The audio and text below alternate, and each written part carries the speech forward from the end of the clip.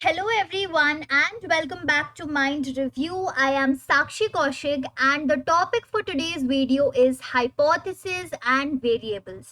तो research methodology के paper का ये एक important topic है. If you are doing research and you don't know what hypotheses is, what variables are, then you should definitely watch this video to clear your concepts. So let's get started. Hypothesis होती क्या है? तो ये एक tentative explanation होती है about the phenomenon being studied. Now to understand what hypothesis is we have to go a little back to understand what research is. So if you remember तो research methodology का हम paper काफी वक्त से करते हुए आ रहे हैं और जो फर्स्ट वीडियो मैंने अपलोड की थी regarding this paper, in that video we studied about what research is. Do you remember हमने इस टर्म को डिवाइड किया था इनटू री एंड सर्च, है ना. तो रिसर्च का मतलब होता है कि या तो किसी नए फिनोमिनन के बारे में समझना, पढ़ना, सर्च करना, या फिर जो ऑलरेडी एग्जिस्टिंग फिनोमिनन है उसके लिए प्रूफ ढूंढना, उसके लिए एविडेंस ढूंढना, उसको कंफर्म करना, उसको स्टडी करना. Now whenever we are doing a research, what are we actually doing? We are studying some kind of a phenomenon, we are studying something, है ना. हम किसी चीज को समझने की कोशिश कर रहे हैं in research. So hypothesis basically is a tentative explanation. ठीक है, टेंटेटिव, टेंटेटिव का वर्ड क्या होता है कि टेंटेटिव वर्ड का मीनिंग क्या है कि टेम्पररी सी एक्सप्लेनेशन. अभी तक हमने रिसर्च अपनी पूरी कंप्लीट नहीं करी है, मेरे पास एग्जैक्ट रिजल्ट नहीं आया है पूरी रिसर्च का, बट रिसर्च जो है शुरू करने से पहले एज अ रिसर्चर मुझे क्या लगता है कि इस रिसर्च के रिजल्ट्स आएंगे, उसका एक्सप्लेनेशन मैं देती हूँ in the form of a hypothesis. तो for example, I am doing a research study on measuring the self-esteem and resilience among young adults. ठीक है, मैं ये मेजर करना चाह रही हूँ कि क्या यंग अडल्ट्स में जो सेल्फ एस्टीम और रेजिलियंस, जो दो वेरिएबल्स हैं, are they correlated with each other, क्या इनके बीच में कोई रिलेशन है या नहीं है, और अगर कोई रिलेशन है तो किस डायरेक्शन में. आर दे पॉजिटिवली कोरिलेटेड कि अगर सेल्फ एस्टीम इंक्रीज होगा तो रेजिलियंस भी इंक्रीज होगी, या फिर ये नेगेटिवली कोरिलेटेड है कि सेल्फ एस्टीम इंक्रीज होगा तो रेजिलियंस डिक्रीज होगी एंड वाइस वर्सा, या फिर ये कोरिलेटेड ही नहीं है कि सेल्फ एस्टीम और रेजिलियंस आपस में कोई रिलेशन ही नहीं रखते. So what is it I want to study through my research. तो मैंने अपने वेरिएबल्स डिसाइड कर लिए, मैंने अपने रिसर्च के ऑब्जेक्टिव्स डिसाइड कर लिया and everything I have decided. Now before going on to actually collect the data and analyse the data, it is important कि मैं अपनी एक हाइपोथेसिस भी प्रेजेंट करूं, यानी कि एज अ रिसर्चर मैं एक टेंटेटिव एक्सप्लेनेशन दूं इस फिनोमिनन की, इन वेरिएबल्स की, that what do I think as a researcher will be the outcome of my research study. So suppose मैंने अपनी हाइपोथेसिस बना दी that self esteem and resilience are significantly correlated in young adults. तो यहाँ पे क्या है कि मैंने एक टेंटेटिव एक्सप्लेनेशन दे दी that these two variables will be significantly correlated. Significantly correlated का मतलब क्या होता है? पहली बात, correlated means that they have a relationship. ठीक है, सेल्फ एस्टीम और रेजिलियंस किसी तरीके से आपस में रिलेटेड जरूर है. सिग्निफिकेंटली कोरिलेटेड का मतलब है दैट वो दोनों इस लेवल तक रिलेटेड आएंगे that I will be able to generalise it to the population of interest.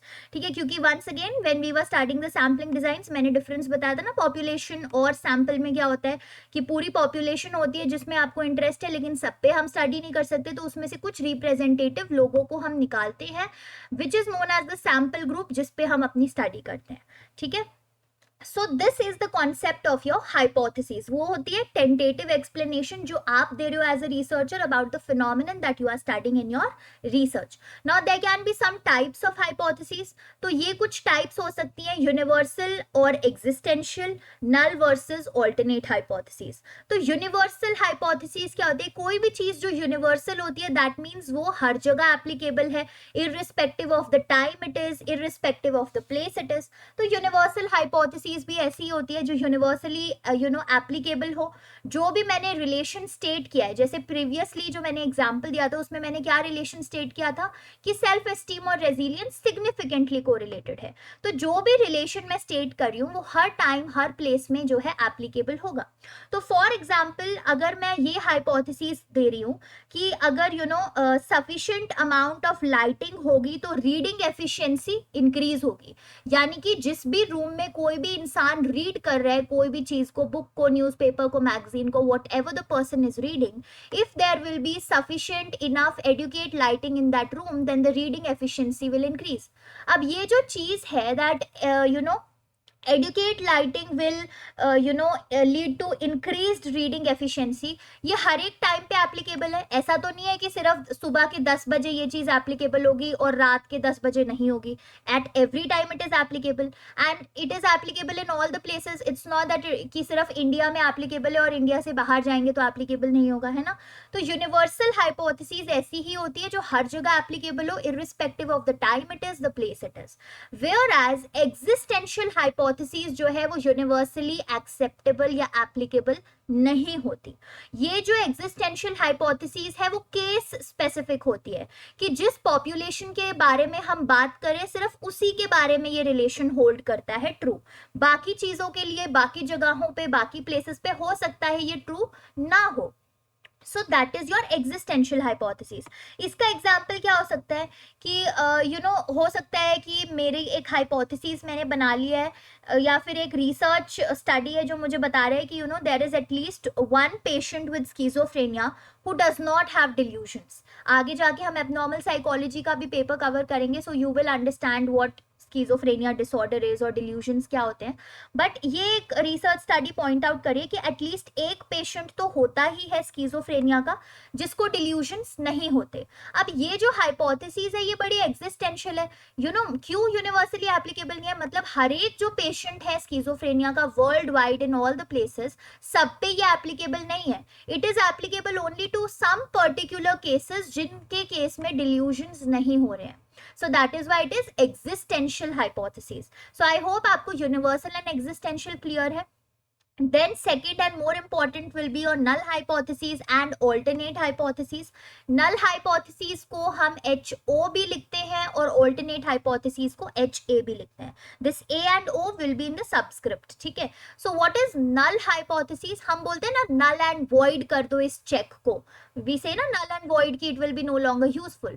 So null hypothesis भी सॉर्ट ऑफ एक ऐसी हाइपोथेसिस होती है जिसको रिसर्चर रिफ्यूज करना चाह रहा होता है, because null hypothesis states that there is no difference that exist between the given variables.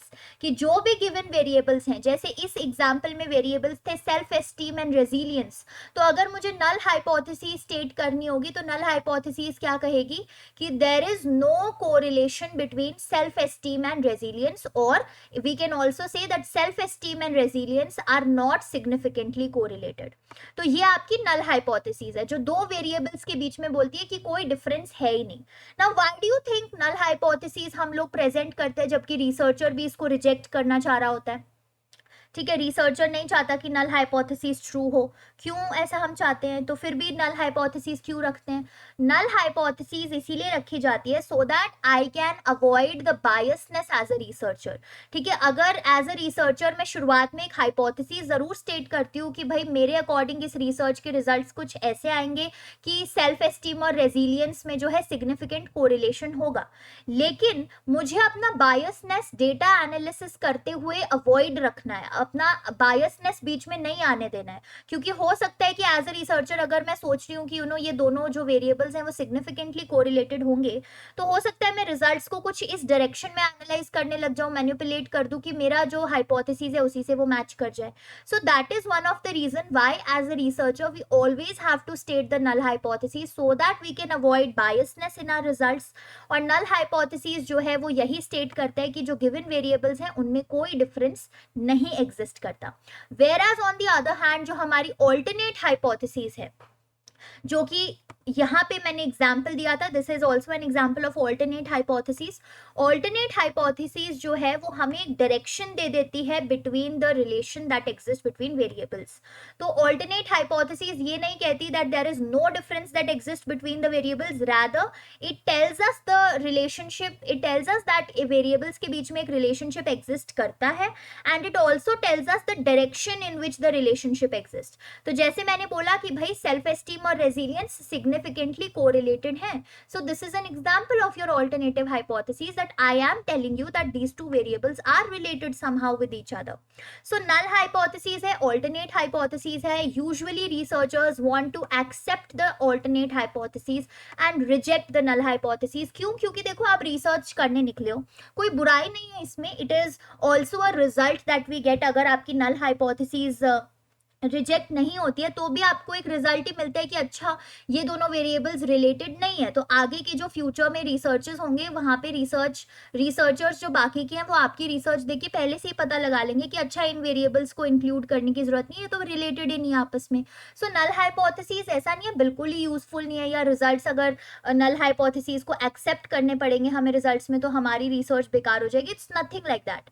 But still एक चीज होती है ना कि हम लोग कोई रिसर्च कैरी आउट कर रहे हैं, सो वी वांट कि जो भी हमने वेरिएबल सेलेक्ट किए थे उनमें हमें क्या रिलेशन है वो पता लग जाए. ठीक है, तो हमारी एज अ रिसर्चर विश होती है कि जो भी वेरिएबल्स है उनके बीच में एक रिलेशन बिल्ट हो जाए, एक रिलेशन हमें पता लग जाए, whether it is positive negative what is it. We don't want कि उनके बीच में कोई रिलेशन ही ना हो, तो एक तरीके से एफर्ट थोड़े वेस्टेड लगते हैं. But this is a misconception that many people have. ठीक है, जो रिजल्ट्स में नल हाइपोथेसिस एक्सेप्ट भी हो रही है, यानी कि if we are failing to we don't say accepting the null hypothesis, rather we say failing to reject the null hypothesis. यानी कि एज अ रिसर्चर मैं नल हाइपोथेसिस को रिजेक्ट नहीं कर पाई, यानी कि जो दो वेरिएबल्स थे उनके बीच में मैं डिफरेंस जो है वो प्रूफ नहीं कर पाई. ठीक है, लेकिन यहाँ पे क्या है कि कभी कभी नल हाइपोथेसिस जो है ट्रू इसीलिए भी हो जाती है क्योंकि मे बी आपकी सैम्पलिंग एरर हो रखा है. ठीक है, आपने जो सैंपल लिया probably it is not the representation of your population, या क्या पता आपके डेटा एनालिसिस में कोई दिक्कत हो गई, या हो सकता है आपने टाइप 1 या टाइप 2 एरर मेक किया हो. ठीक है, टाइप 1 टाइप 2 एरर हम कल की वीडियो में डिस्कस करेंगे. Make sure you watch that, it is again very important. So null hypothesis is not bad until and unless there are no mistakes in your research. ठीक है, सो ये आपके कुछ हाइपोथेसिस की टाइप्स हैं: universal, existential, null hypothesis and alternate hypothesis. Now we move on to studying the variables. Variable का मतलब क्या होता है? Variable is a value that varies. ठीक है, जो डिफरेंट वैल्यूज ले सकती है वो होता है वेरिएबल. जैसे एग्जांपल क्या था, इफ यू रिमेंबर हमने प्रीवियस स्टडीज में जब हम रिसर्च डिजाइन्स पढ़ रहे थे, सो हमने एक इंडिपेंडेंट वेरिएबल के बारे में डिस्कस किया था कि टीचिंग मेथड है, और हमने डिस्कस किया था कि टीचिंग मेथड का क्या इम्पैक्ट पड़ेगा एक स्टूडेंट के टेस्ट परफॉर्मेंस पे. तो यहाँ पे टीचिंग मेथड क्या हो गया, हमारा इंडिपेंडेंट वेरिएबल हो गया, और स्टूडेंट का कैसा टेस्ट परफॉर्मेंस जाएगा वो डिपेंडेंट वेरिएबल हो गया, because that thing is dependent upon how I am teacher, which method I am using to teach.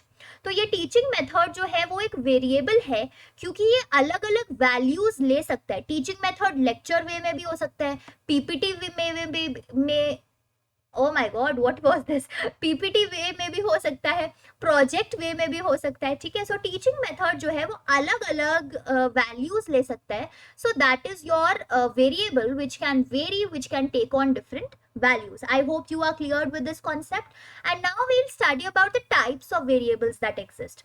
Independent and dependent variable हो सकते हैं, extraneous and confounding variable हो सकते हैं. सो independent and dependent, I really hope कि आपको अब तक तो क्लियर हो ही गया होगा अगर आप प्रीवियस वीडियोस देखते आ रहे हो तो. इंडिपेंडेंट वेरिएबल वो वेरिएबल है जो एक्सपेरिमेंटर डायरेक्टली मैनिपुलेट कर सकता है, चेंजेस ला सकता है उसमें. डिपेंडेंट वेरिएबल वो वेरिएबल होता है जिसपे हम इंडिपेंडेंट वेरिएबल पे जो मैनिपुलेशंस हो रहे हैं उसका इम्पैक्ट देखते हैं. तो एग्जाम्पल क्या है कि टीचिंग स्टाइल का क्या इफेक्ट होगा स्टूडेंट्स के टेस्ट परफॉर्मेंस पे. So come on quickly identify what is the IV, what is the DV. तो यहाँ पे आईवी है टीचिंग स्टाइल. ठीक है, एक्सपेरिमेंटर मैनिपुलेट कर सकता है ना टीचिंग स्टाइल को, या तो लेक्चर मेथड से करा दिया, पीपीटी से, प्रोजेक्ट से पढ़ा दिया कभी. और डिपेंडेंट वेरिएबल क्या है कि स्टूडेंट्स का टेस्ट पे कैसा परफॉर्मेंस होगा. क्यों है ये डिपेंडेंट वेरिएबल? क्योंकि कौन सा टीचिंग स्टाइल होगा उस पर डिपेंड हो रहा है ये परफॉर्मेंस ऑन द टेस्ट. अब कुछ वेरिएबल्स होते हैं which are known as extraneous variables. Extraneous variables क्या होते हैं? जो हमारे रियल लाइफ के फैक्टर्स हैं तो जो मेरे डिपेंडेंट वेरिएबल में चेंजेस प्रोड्यूस कर सकते हैं, जैसे कि नॉइज है, ह्यूमिडिटी है. अब यहाँ पे इस एग्जाम्पल में हमने ये तो देख लिया कि भाई performance on the test by students is a DV और डिपेंडेंट वेरिएबल, क्योंकि कैसा टीचिंग स्टाइल होगा उस पर डिपेंड हो रहा है. बट ऐसा भी तो हो सकता है ना कि जब बच्चा एग्जाम दे रहा है तो उस पर्टिकुलर रूम में बहुत ज्यादा ह्यूमिडिटी है, बहुत शोर हो रहा है, तो the child is not able to concentrate at all. ठीक है, उसने टीचिंग मेथड से फायदा तो उठाया था, उसको कॉन्सेप्ट भी समझ आया था, लेकिन इतने शोर और ह्यूमिडिटी की वजह से वो उस टेस्ट में कॉन्सेंट्रेट नहीं कर पा रहा, तो उसकी परफॉर्मेंस डिक्रीज हो गई। So in this case these noise and this humidity will be an extraneous variable, क्योंकि ये हमारे रियल लाइफ के कुछ फैक्टर्स हैं जो हमारे डिपेंडेंट वेरिएबल में होने वाले चेंजेस को अफेक्ट कर सकते हैं instead of independent variable affecting those changes. क्योंकि हमें तो चाहिए कि इंडिपेंडेंट वेरिएबल का ही इंपैक्ट हम देखें, बट इस केस में एक्सट्रेनियस वेरिएबल क्या है, कुछ एक्सटर्नल रियल लाइफ के फैक्टर्स जो हमारे डीवी को इंपैक्ट कर रहे हैं। अब एक्सट्रेनियस वेरिएबल्स को हम कंट्रोल कर सकते हैं, थोड़ी देर में हम पढ़ेंगे कि कैसे कंट्रोल कर सकते हैं, but before that we will study about what are confounding variables. तो कंफाउंडिंग वेरिएबल्स ऐसे वेरिएबल्स होते हैं जिनको हम कंट्रोल नहीं कर सकते। ठीक है, we cannot control these confounding variables but we can keep them constant. So these are variables that link are IV and DV. तो मेरा जो इंडिपेंडेंट वेरिएबल है, मेरा जो डिपेंडेंट वेरिएबल है, उसको किसी ना किसी फॉर्म में ये वेरिएबल्स लिंक करते हैं, और मैं इन वेरिएबल्स को कंट्रोल नहीं कर सकती पर मैं इनको कांस्टेंट जरूर रख सकती हूँ। तो एग्जाम्पल क्या है, सपोज मुझे एक रिसर्च स्टडी करनी है कि स्मोकिंग का क्या इम्पैक्ट होता है हार्ट डिजीज पे, या क्या स्मोकर्स मोर प्रोन है हार्ट डिजीज के या नहीं। ठीक है, सो यहाँ पे मेरा इंडिपेंडेंट वेरिएबल क्या हो गया, स्मोकिंग। डिपेंडेंट वेरिएबल क्या हो गया, हार्ट डिजीज, क्योंकि यहाँ पे मैं डायरेक्टली यही देख रही हूँ कि हार्ट डिजीज जो है स्मोकिंग पे डिपेंडेंट है, कि स्मोकिंग का हार्ट डिजीज पे क्या इंपैक्ट पड़ रहा है, क्या स्मोकर्स हार्ट डिजीज के ज्यादा प्रोन है या नहीं है। So this is my IV and DV. अब इस केस में कंफाउंडिंग वेरिएबल क्या हो सकते हैं कि number of cigarettes per day. अब कौन सा स्मोकर कितने सिगरेट्स पर डे लेता है, वो एक ऐसी चीज है जो मेरे इंडिपेंडेंट और डिपेंडेंट वेरिएबल को लिंक कर रही है ना। हो सकता है एक स्मोकर है जो सिर्फ 1 सिगरेट पर डे लेता है, तो उसके हार्ट डिजीज और स्मोकिंग में इतना कोरिलेशन ना आए, लेकिन हो सकता है कोई और स्मोकर हो जो प्रोबेबली 10 सिगरेट्स पर डे ले रहा है और मे भी उसके स्मोकिंग और हार्ट डिजीज में कोरिलेशन आ जाए। सो दिस इज अ वेरिएबल जिसको मैं कंट्रोल नहीं कर सकती। मैं तो नहीं बोल सकती ना किसी को कि जो 1 सिगरेट पर डे ले रहा है उसे मैं बोल दूं कि आप भी 10 सिगरेट पर डे लेना शुरू कर दो ताकि मैं अपनी रिसर्च अच्छे से कैरी आउट कर सकूं। This is not practically possible and ethically is not correct.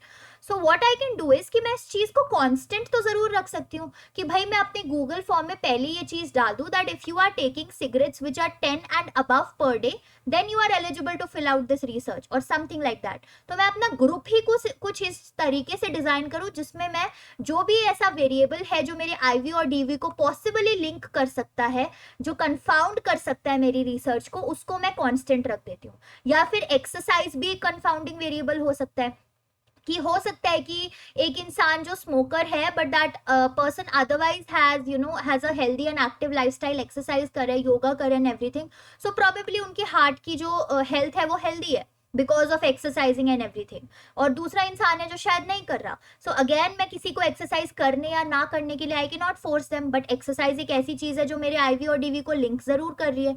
So what I can do is once again I can keep it as a constant. I can create a group जो exercise करते हैं इतने hours की या नहीं करते हैं।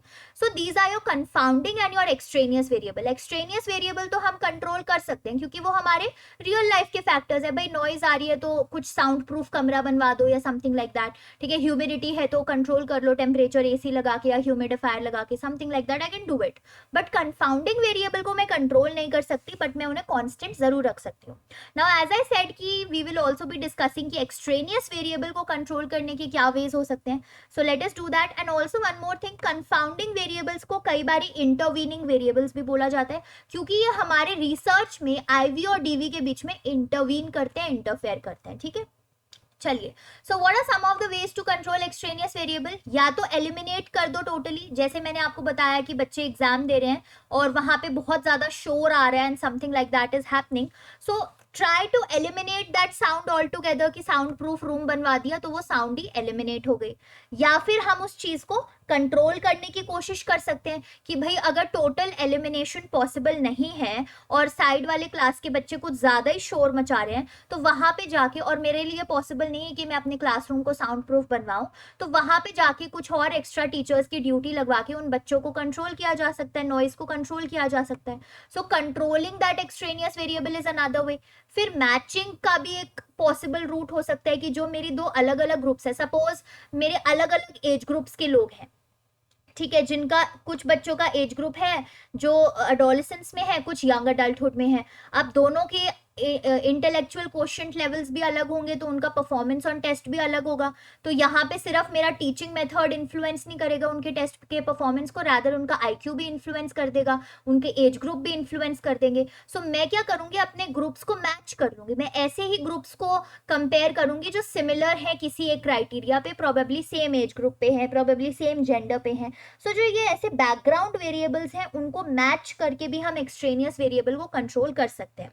Another way can be of counter balancing. Counter balancing में क्या होता है कि जिस सीक्वेंस में मैं किसी वेरिएबल को प्रेजेंट कर रही हूँ उस सीक्वेंस को कंट्रोल में रखना, ठीक है। So it is basically the control of sequential variables. और यहाँ पे हमारा एम होता है कि जिस ऑर्डर में मैं प्रेजेंट कर रही हूँ कोई भी अपना रिसर्च या किसी भी एक्सपेरिमेंट में, जैसे भी ऑर्डर में मैं प्रेजेंट कर रही हूँ अपने वेरिएबल को, उस ऑर्डर ऑफ प्रेजेंटेशन से मेरे एक्सपेरिमेंट में कोई इंपैक्ट नहीं पड़ना चाहिए, ठीक है। ऐसा ना हो कि पहले मैंने लेक्चर मेथड से पढ़ाया था बच्चों को और लेक्चर मेथड से बच्चे इतने बोर हो गए कि उसके बाद इवन तो मैंने पीपीटी मेथड से पढ़ाया पर उनका कोई इंटरेस्ट ही नहीं है, क्योंकि वो ऑलरेडी थक गए हैं, फटीग आ गया है, बोर्डम आ गया है। So my order of presentation during the experiment और research study should not affect my experiment results. तो इसीलिए हम यूज करते हैं काउंटर बैलेंसिंग, कि जिस सीक्वेंस में हम प्रेजेंट कर रहे हैं वेरिएबल्स वो इम्पैक्ट ना करें मेरे रिसर्च के रिजल्ट्स को, तो मैं कहीं ना कहीं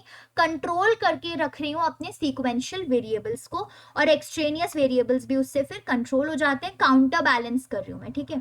फिर रैंडम असाइनमेंट तो ऑफकोर्स हो ही सकता है। रैंडम असाइनमेंट क्या है कि पॉपुलेशन में सबके पास इक्वल चांस है, इक्वल प्रोबेबिलिटी है ऑफ गेटिंग सेलेक्टेड। तो अगर मैं कुछ टेस्ट ले रही हूँ सारे क्लास के बच्चों का, तो उसमें कुछ बच्चे ऐसे भी होंगे जो हाई परफॉर्मर्स होंगे, कुछ ऐसे भी होंगे जो एवरेज परफॉर्मर्स होंगे, प्रोबेबली कुछ ऐसे भी होंगे जो उस पर्टिकुलर सब्जेक्ट में लो परफॉर्मर्स होंगे। तो यहाँ पे इन सारे बच्चों में से मैंने रैंडम असाइनमेंट करके एक रिप्रेजेंटेटिव सी ग्रुप के ऊपर टेस्ट असाइन कर दिया। तो इससे क्या हुआ कि सिर्फ हाई परफॉर्मर वाले बच्चे नहीं आए, सिर्फ वो बच्चे नहीं आए जो शायद अच्छा ही परफॉर्म करते respective of my teaching method, या सिर्फ लोअर परफॉर्मर वाले बच्चे नहीं आए जो शायद अच्छा परफॉर्म नहीं करते इस टेस्ट पे respective of my teaching method again. Rather इन सारे बच्चों का एक पूल आया, इसमें सबके एक इक्वल रिप्रेजेंटेशन आया, क्योंकि रैंडम असाइनमेंट था, सबके पास इक्वल चांस था of getting selected into this research study. So ये कुछ तरीके हैं जिससे आप एक्सट्रेनियस वेरिएबल्स को कंट्रोल कर सकते हैं। सो दैट इज इट, ठीक है। हाइपोथेसिस हमने किया, types of hypothesis I hope आपको क्लियर है, वेरिएबल्स क्या होते हैं और क्या टाइप्स हैं वेरिएबल्स के, और एक्सट्रेनियस वेरिएबल कैसे कंट्रोल किया जा सकता है, ठीक है। So that is it for today's video. I hope कि आप लोगों को कुछ कॉन्सेप्ट्स आज की वीडियो में क्लियर हुए होंगे या रिवाइज हो गए होंगे। And in tomorrow's video we are going to cover type 1 and type 2 error, जो कि काफी लोग कंफ्यूज रहते हैं कि क्या है ये, बट कल की वीडियो में काफी इंटरेस्टिंग तरीके से हम क्लियर करेंगे अपना concept related to those two types of error. So I will see you in that video. Till then if you have any doubt make sure you know ask it through social media, comment section, email id, wherever. And if you are not following me on Instagram, do that ASAP if you are on Instagram, ठीक है। अपना account बनाने की कोई जरूरत नहीं अगर नहीं हो तो, लेकिन अगर हो then you can follow me। ID है @mindreview1। I post MCQ quiz every day on my stories, ठीक है। रात को 8-8:30 के अराउंड में MCQs पोस्ट करती हूँ इंस्टाग्राम पे, where you can also practice the concepts that you are learning from YouTube videos, ठीक है। सो क्योंकि एप्लीकेशन करना उस थ्योरी का सबसे ज्यादा इंपॉर्टेंट सोर्स है, so you can do that. Otherwise you can also practice MCQs in the YouTube community tab post. So till then, have a good day, stay subscribed to Mind Review. I will meet you in the next video. Bye bye everyone.